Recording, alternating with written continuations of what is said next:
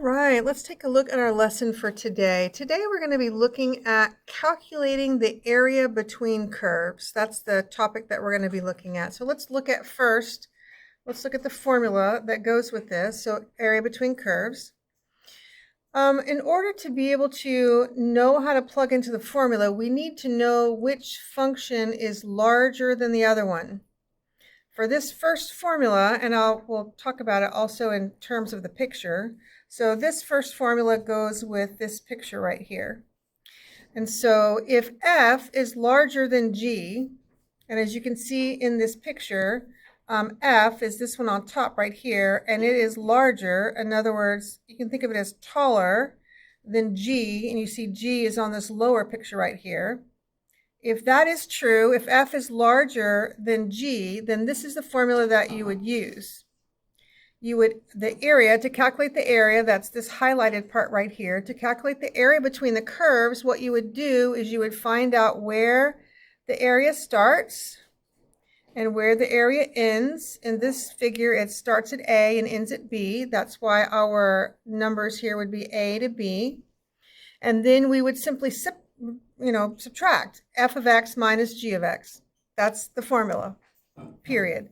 And so what I like to do is I like to actually name it. I like to call this one big, and this one is little, big minus little.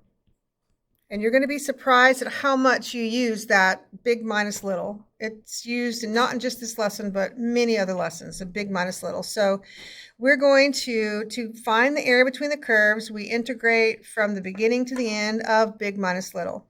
So when we're with respect to x, which is how we've really done most of our mathematical career, right? We usually do everything with respect to x. It's very easy to see that the one on top is the bigger one.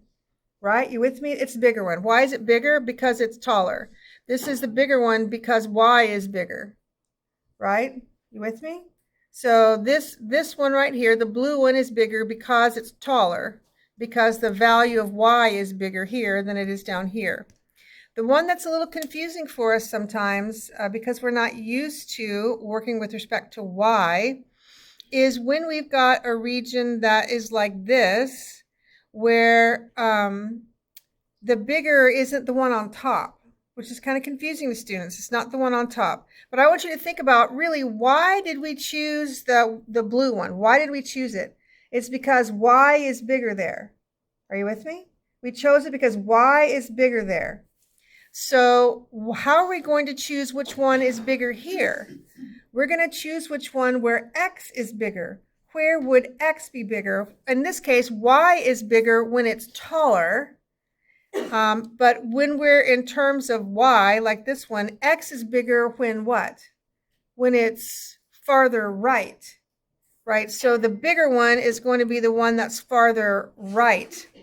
So when we are with respect to y, like this one, our big one is going to be, so on this side, on the right, okay?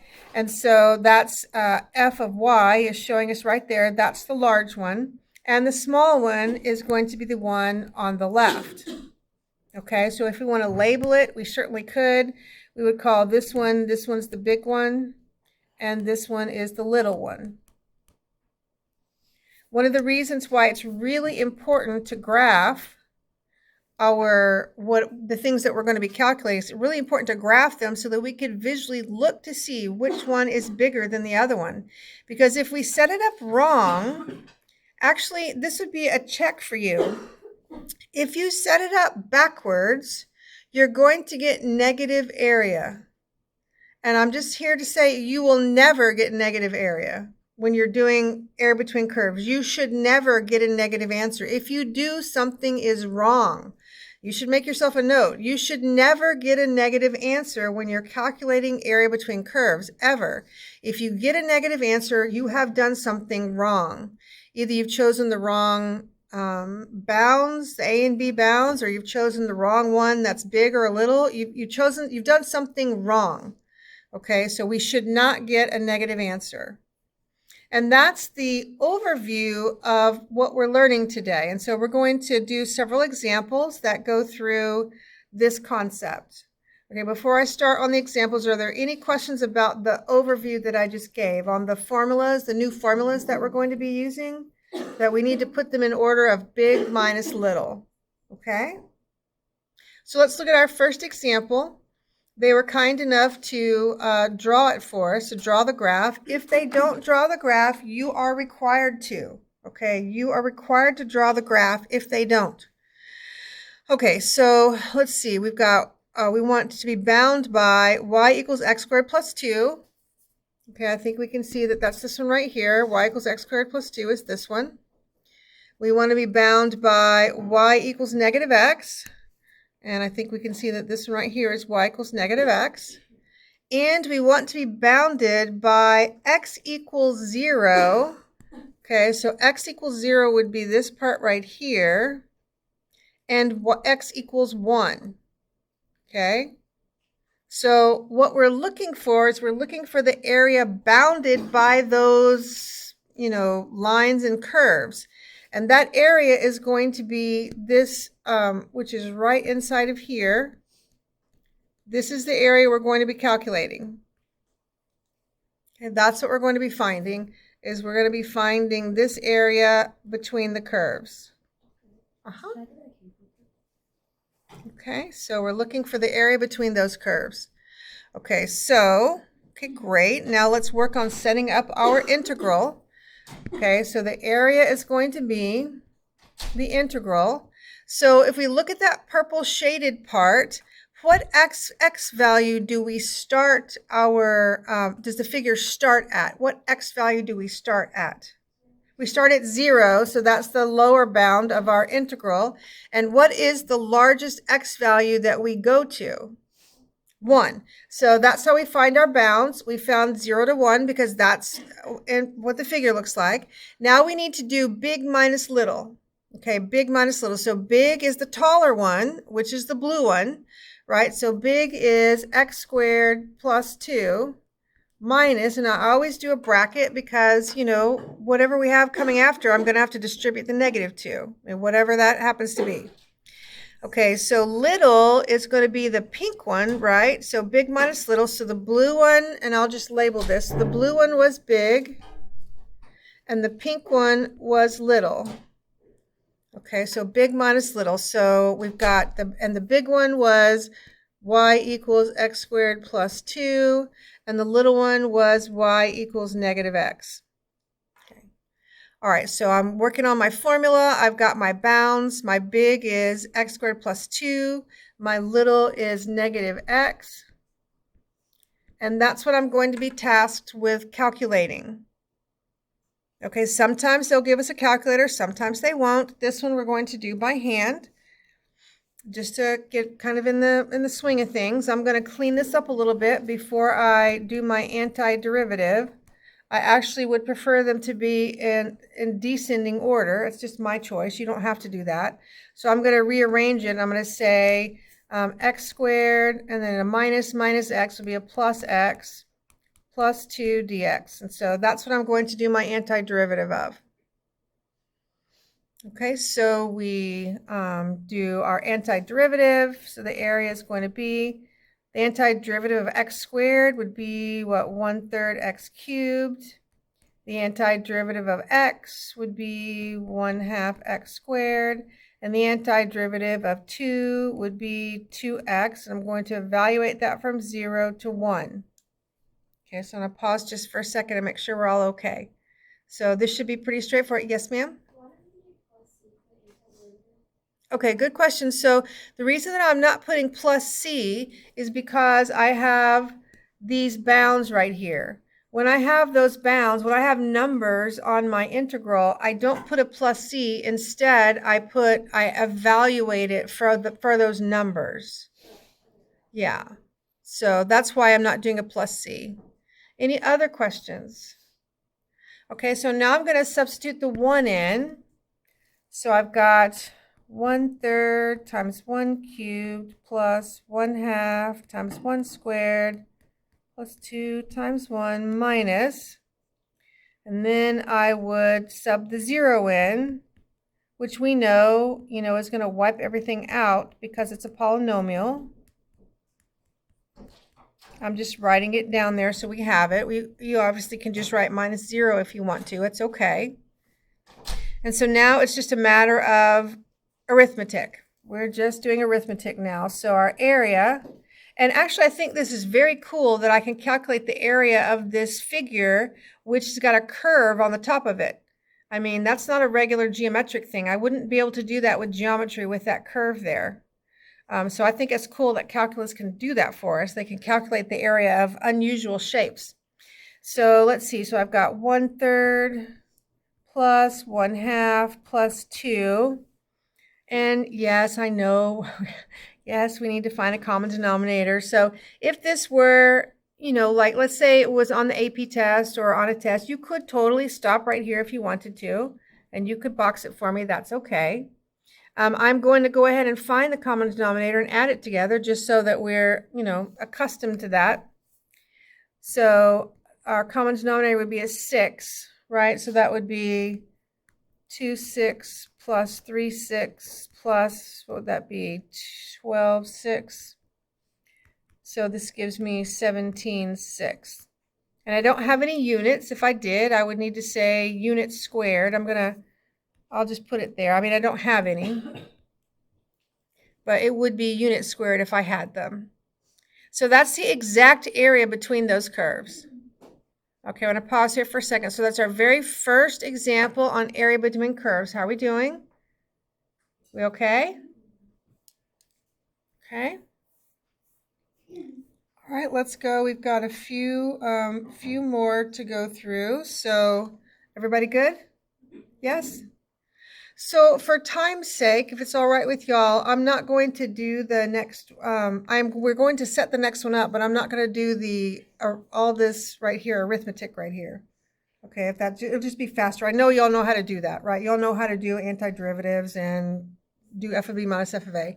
So on this next one, we're going to set it up, and I'm going to write the answer down as if I had already done it or did it on a calculator. So this one isn't graph for us. Yes, I know you're like, oh, yay, we get to graph? Yes, I know. We love graphing, right? Some of you have probably been wondering, like, forever, why are we doing so much graphing? Well, it's because of calculus that we're doing so much graphing. So let's, this is what is that, a parabola? It's upside down and shifted up 2. So I would start here. Right, so I'm graphing this first one, this parabola shifted up 2, and it's a regular, like down 1 over 1, down 2, 2, 1, 2, 3, 4. So we're just, graphing. Again, like I was saying, if it's not graph for you, you need to graph it. If you have a calculator, then you could have the calculator graph it and then just copy it on the page, I suppose. So that's my graph of y equals 2 minus x squared. Now I'm going to graph y equals x.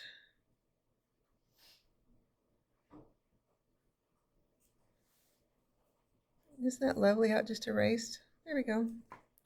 Okay, so we want to find the area bounded by the curve. So what does that mean, bounded? That means the area is trapped inside of the curves. That's the part that we want.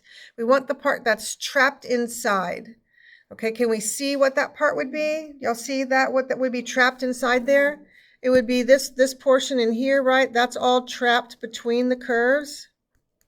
Now on this graph, I'm pretty sure we can figure out what this x value is and this x value, but I'm going to calculate it as if I didn't know. Let's say we weren't really sure. Let's recall our work from pre-cal and algebra 2. So how do I find the intersection between two curves? What do I do? How would I find out where those intersect? Would set them equal to each other, right? We would set them equal to each other. So I'm going to do that, even though, I mean, we can kind of see that x is -2 and x is 1. You with me? X is -2 and x is 1. I mean, that's what it looks like. We'll just make a guess, -2 and 1. But I'm going to verify that by algebra. All right, so I'm going to just do this over here. So 2 minus x squared equals x. I'm setting those equations equal to each other. That will tell us where they intersect. I'm just going to move everything to the right because I like a positive leading coefficient. So x squared plus x minus 2 equals 0. then we would factor it. So let's see, the back sign is negative, so positive, negative. Looks like a positive 2 and a negative 1. So x would be negative 2 and x would be 1, which is what we thought from the graph anyway. Okay, do y'all see how we can verify it two different ways? I can look at it on the graph. If it crosses at the exact integer, that's a great luck for us. If it doesn't, then we can do it algebraically. Okay, now we need to figure out which one is big and which one is little. We're going to do big minus little. Okay, so we're with respect to x, so the top one is big, right? The top one is big. And the bottom one is little. Okay, so the top one was 2 minus x squared, right? And the bottom one minus, the bottom one is x. Okay, so I'm not going to go through the antiderivative and all of that because I think we're comfortable with that just for time's sake. I'm going to go to basically what the answer would be, right? If we did this by hand or if we put it in a calculator, what we would get as our final answer would be 4.5. So the area, and this is a very curved area, right? That's very curved. It really would not be able, we wouldn't be able to do it with geometry. So calculus is allowing us to do this, which is pretty cool, I think. And so our area for that area bounded between the curves would be 4.5. Okay, how we doing? We getting the hang of it? Yes? Okay. Let's look at, we're going to go a little crazy over here. You're like, oh, of course we are. Of course we are, Dr. Wright. We're going to go a little crazy. So what I'm going to do is I'm going to, I actually, and maybe y'all can do this on your OneNote. I'm going to make a copy of this and paste it down here. And you might want to do the same thing because we're going to mark them up differently. It would really be helpful for you if you made a copy and pasted it down there. I'm going to use like this little, whatever that thing is, a little scissor thing. And I'm going to just take a snip of it. Okay, and I'm going to copy it, and then I'm going to put it, actually I need to put it out here, and then I'll pull it in. Okay, so let's pull it in, because it's going to be helpful to us to be able to see this in the two different ways that we're going to have to work with it. Okay, so I would just recommend that you do that. If you could copy it and give yourself another one to write on, that would be helpful. Okay. The reason being is because we're going to set the integrals up, but we're not going to solve them. We're not going to actually calculate them through. And I want to show you why it might be better to do it with respect to x versus respect to y, or the other way around. There might be a reason why it would be better to do one way or the other. So let's investigate what would that reason be. If we're doing this, if we're calculating this area with respect to x, and notice that this y equals the square root of x, that's the top one right here. All right, let's just code this. So this is the pink one. So this is y equals the square root of x. And then I don't know, I'll just do this one green, I guess. And this one is the green one right here. So those are the two that we're looking at. Now, notice that if I kept drawing the green one, it would keep going down here, wouldn't it? It would go all the way down there. Do I want this area? I'm just going to ask you, do I want this area inside of here? Did they ask me to do the area inside of here? No, I'm not supposed to do that. So this one is going to be hard doing with respect to x because they don't line up properly. So let's talk about how would we do this with respect to x. I can't just say big minus little because there's this big place in here that I don't want. So what do I have to do? I have to split this into two different integrals. All right, so I'm going to split it right here. And let's talk about why. Why would I split it at 6, first of all? Why would I split it at 6? What is significant about 6? Exactly. The green one crosses the axis there, and then it goes away, and it's not even near the gray part anymore, is it? It's gone. So what we're going to have to do is two different integrals. So my first integral would be from 0 to 6, and it would simply be just the square root of x dx. Okay, let's talk about that. When we are, if you recall way back when we first learned to integrate a little while ago, when we were talking about area under the curve, remember that? Where did the area under the curve stop? Yes. Where did the area under the curve stop? At the x-axis, right? Remember? If we were calculating area under the curve, doesn't it stop at the x-axis? Yes, it stops at the x-axis. So if I just calculate the integral from 0 to 6 of square root of x, it's going to calculate the area under the curve from 0 to 6 to the x-axis. That's what we want. Okay, that's really important to understand. If that doesn't make sense, you should write that down. The area is calculated to the x-axis when we're doing it this way. Now I'm going to go, my next integral is going to be from 6 to 9. Why did we go to 9? That's where the intersection is. That's why we went to 9. And now I can do big minus little, right? I can do big minus little. And technically I could do big minus little at the first one, but I don't want to confuse you. So big minus little. So big would be the square root of x minus little would be the green one, which is x minus 6. And this would be how we would calculate the area this area that has been set out for us, the gray part, if we're doing it with respect to x. So I'm going to pause here for a second. Any questions on this? Okay, now let's switch gears and do it with respect to y. Some students really don't like this with respect to y because it's really kind of weird for us, but it's going to be important to understand it. All right, so first of all, when we integrated with respect to x, what kind of variables do we have here in our integral? What variable do we have? When we integrate with respect to x, we've got x's here, right? You with me? We have x's. So if we integrate with respect to y, what do you think we need in our integral? Y's. We need y's. Well, we don't have y's. We have x's. We have y equals square root of x and y equals x minus 6. So what do I have to do? Yes, I have to solve for x.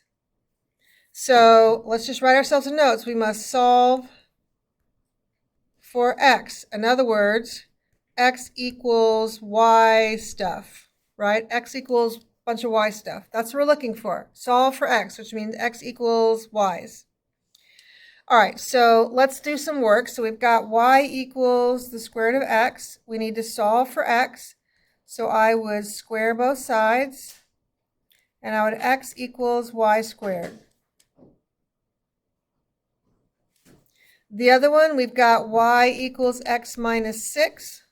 That's going to be fairly easy to solve for x, isn't it? Because I just need to move the 6 over. So x is going to be what? Y plus 6. Okay, how are we doing? Now let's look at big and little. So I'm going to scoot this up a bit. So I'm going to color code it. So x equals y plus 6 is still the line. I mean, I know it's weird, but it's still the line. And this one, x equals y squared, is still this part right here. Okay. If we were actually, so let's think about this for a second. I want you to stretch and remember. I know y'all like, what? Remember? This actually has another part to it, doesn't it? Isn't that this a sideways parabola? Right, you with me? Okay, but we don't have it because the original one doesn't have it. So we would have to restrict it, but I'm not going to mess with restricting it right now because we won't need to. Okay, so I'm just saying we have solved for x. So big, now this one is big. Big is the one farthest to the right. And little is this one, the one farthest to the left.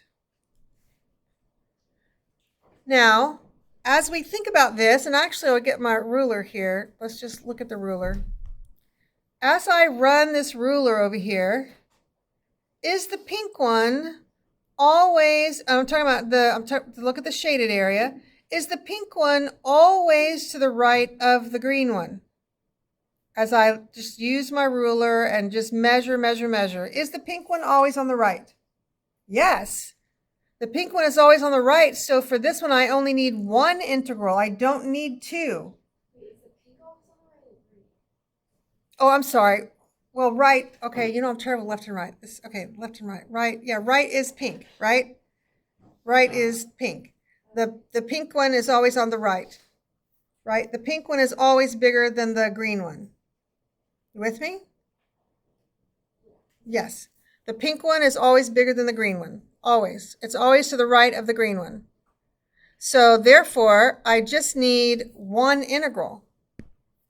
So I'm going to integrate. Now, since I have y's in my integral, which I do, so let's write that part first. Big would be y plus 6 minus little would be y squared.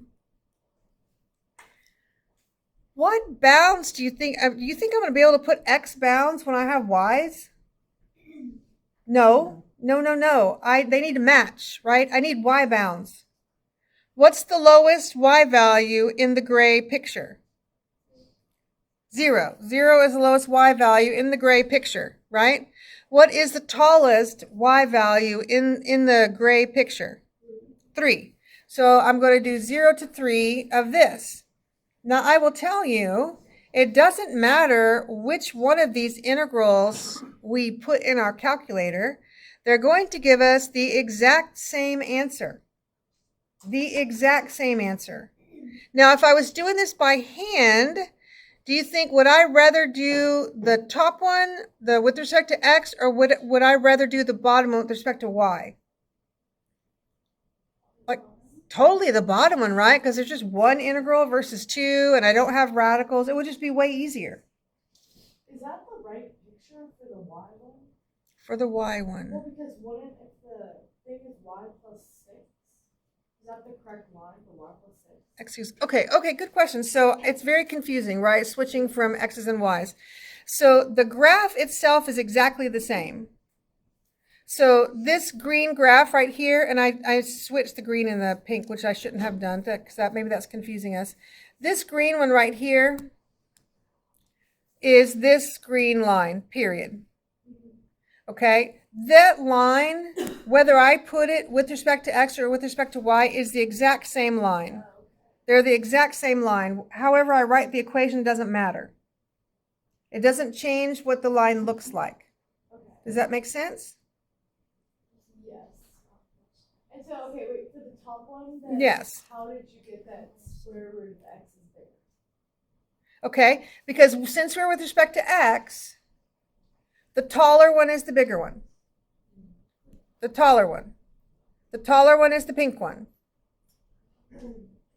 Okay? Uh-huh. On a roll problem, would we know which one we were finding respect to, or would we pick based off like this situation? Excellent question. Sometimes you're given the choice yourself and you can make your own decision. Many times you can pick what you want.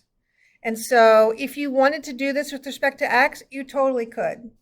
And if you would rather switch it with respect to y, you totally could. The only time that you're required to do one or the other is if it says in the instructions that you have to do one or the other. Otherwise, it's your free choice. Why just put the one back again? Because think about the big minus little, okay? So let's focus here for a second. I want to talk about just measurement. We're just going to measure. All right, if I'm going to measure from here to here, right? Because that's what's happening when I'm integrating. I'm basically doing an infinite number of these measures. And this is the square root of x minus the line, right? That's what that is. That's what the measurement is. And I keep doing my measurements, and my measurement changes, but depending on where I am. But when I get to, see, when I get to here, do I really want this part down here? No, I don't, right? I'm not allowed to have that part. So that's why when I pass 6, I have to actually do from here to the x-axis, right? I'm not allowed to go farther than that. I'm not allowed to get down here, and it's even more apparent down here, right? I don't want this white part right here. I don't want that. So that's why I have no choice but to split it. That's why this one would be harder to do it with respect to x than with respect to y. Even though we like x better, I know, it would be harder. Does that make sense? Now here on this one, if I'm measuring from big to little. I'm measuring all along, and I'm basically, it's the one on the right is bigger, and the one on the left, they're always the one on the right, the pink one, is always bigger. I don't have any overlap there, any place that I just go off the edge. So that's why it's only one integral. Okay, and I'm going to pause here and make sure we're still okay. Other questions? Are we okay? Okay. So let's move on and keep working through this. So this one is a calculator problem. So I think we're pretty good with our calculators. Are y'all okay if I just tell you what I did instead of pulling up the calculator? I think we're really good with calculators. So I'm just going to talk you through it. So I graphed this on my calculator, and I would recommend that you pull it through, just graph it on your paper as well. In fact, you're going to need to. We typically put points with that, so be sure you graph. So I've got the line with a y-intercept at -2, and then I go up 1 and over 2, up 1 and over 2. So there's my line. Then I've got the natural log, which again I'm graphing on my calculator. Natural log kind of looks like this, graphed on my calculator, kind of goes like that. Okay, and they want the area bounded by the curve, so we're looking at, this part in here. Okay, so I use my calculator to find the intersection, because this is something I can't do by hand. Now, how do we find the intersections? What do? We set the equations equal to each other, right? So ln x equals 1/2 x minus 2. And now some of y'all love equation solver, and it drives me crazy, so I don't use it. So maybe I should pull up the calculator. I'll just show you what I would do. What I would do in this case. I would use a grapher.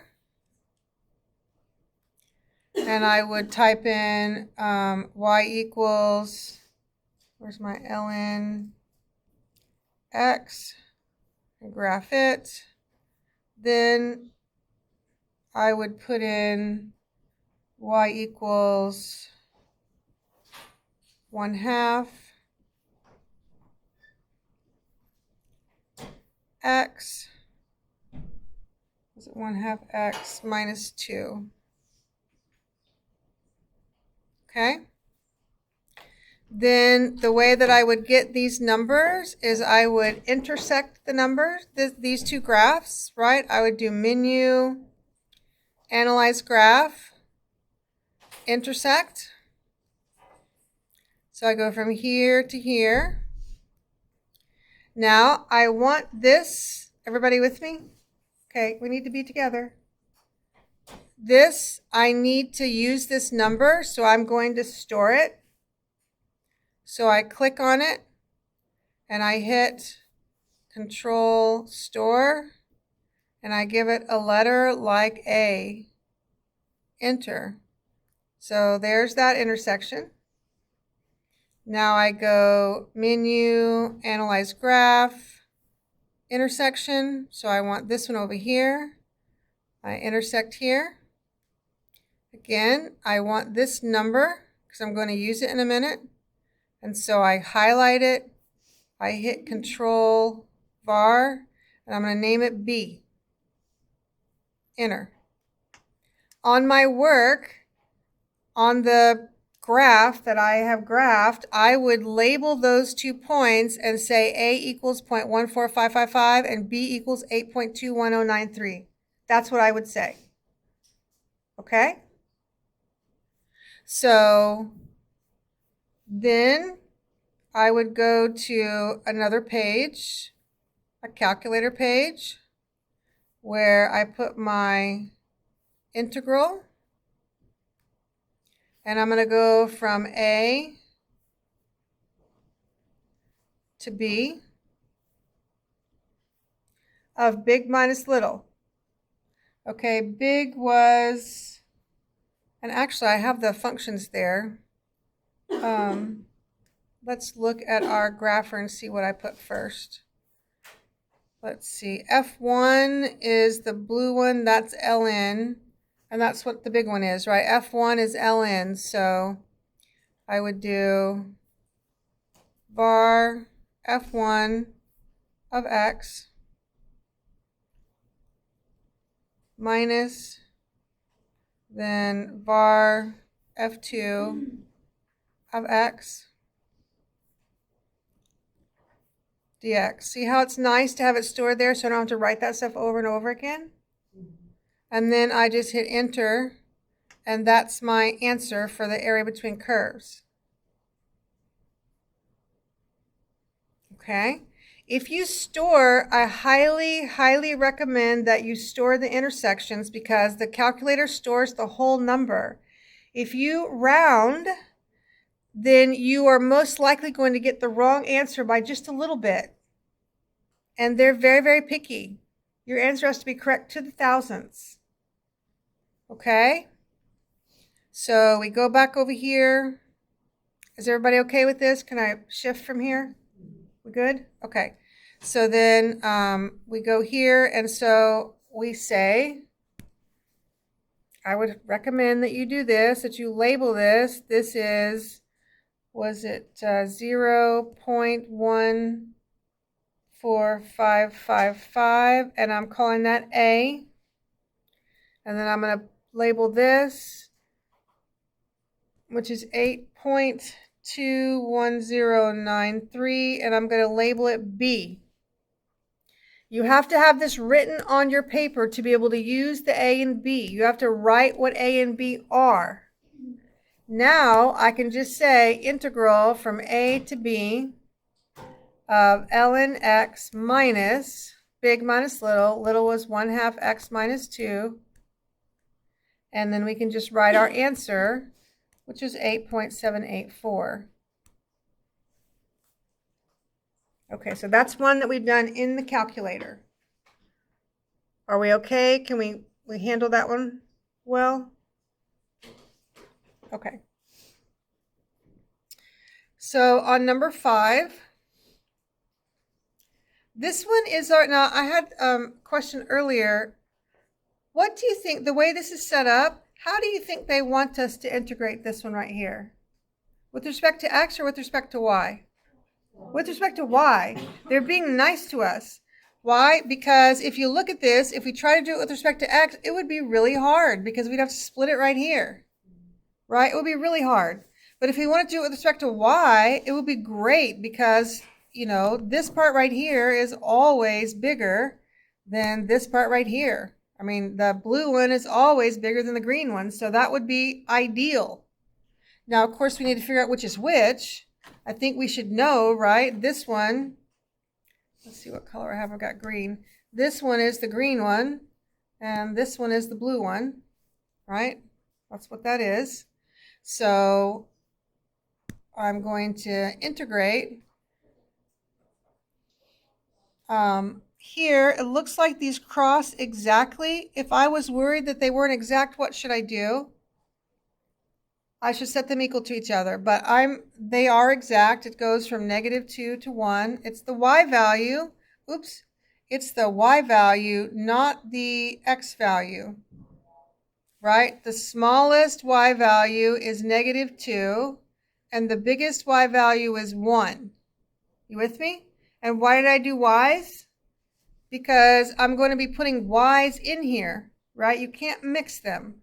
So it's the big one, which is the blue, 3 minus y squared minus the little one, which is the green, y plus 1 dy. And then we'd put this in our calculator. And strangely enough, I guess these problems like 4.5. That's what you will get when you put that in your calculator.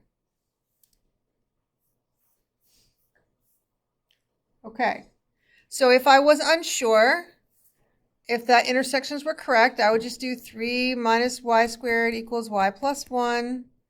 Move everything over, so y squared plus y minus 2 equals 0. Then I would factor. And I get my 1 and -2, just like we thought. Okay, last one. Everybody good? Okay. Okay, I'm not going to lie, this one is really weird. This is weird, and you're like, what? These other ones weren't weird? Well, okay. Yeah, this is kind of weird. So, this is a highly abstract one. This is one of the harder ones that you will encounter, probably one of the hardest ones you will encounter. So if it's confusing to you, that's okay, because it's really hard. So R is the region bounded by those two graphs, 2 square root of x and square root of x, x squared over 4.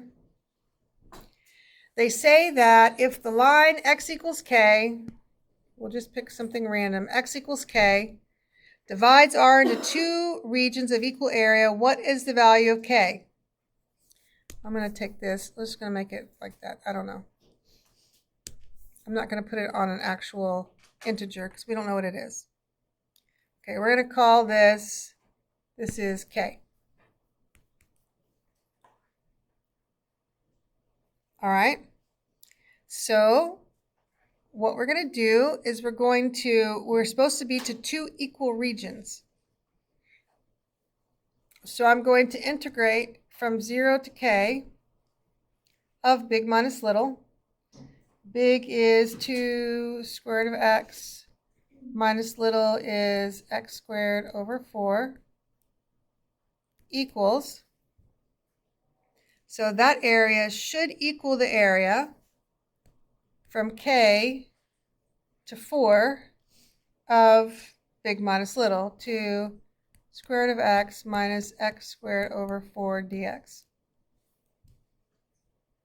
Sometimes they just want us to set it up and leave it alone.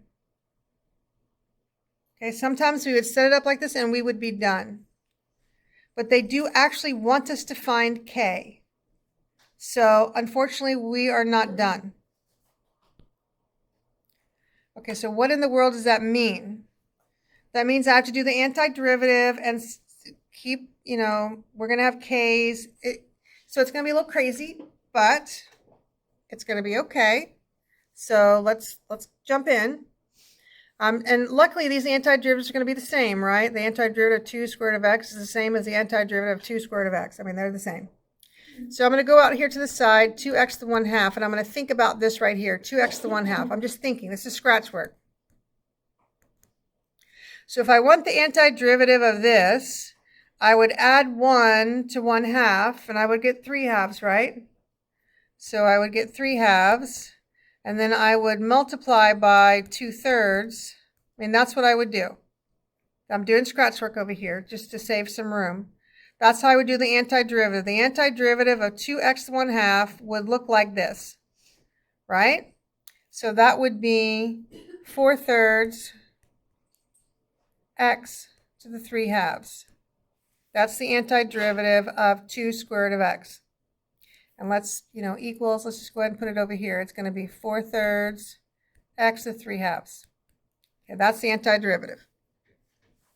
Now let's work on the antiderivative. Again, I'll do some scratch work. I'm going to call it negative 1/4 x squared. So what would we do to do the antiderivative of this? We would add 1 to 2, and that would give me 3.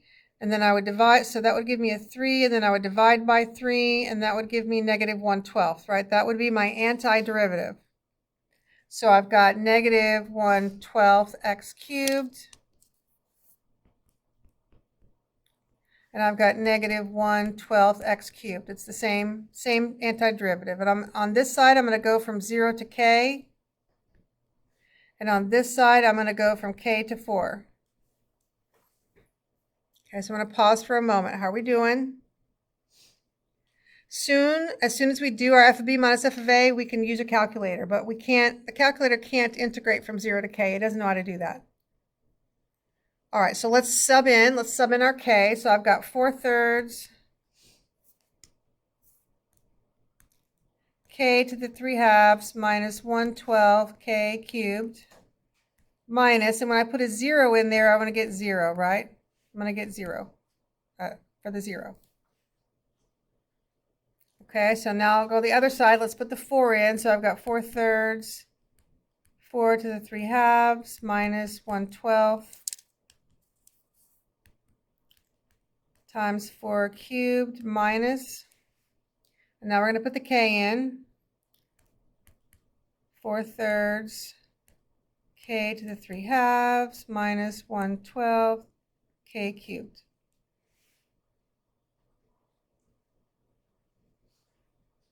Okay, so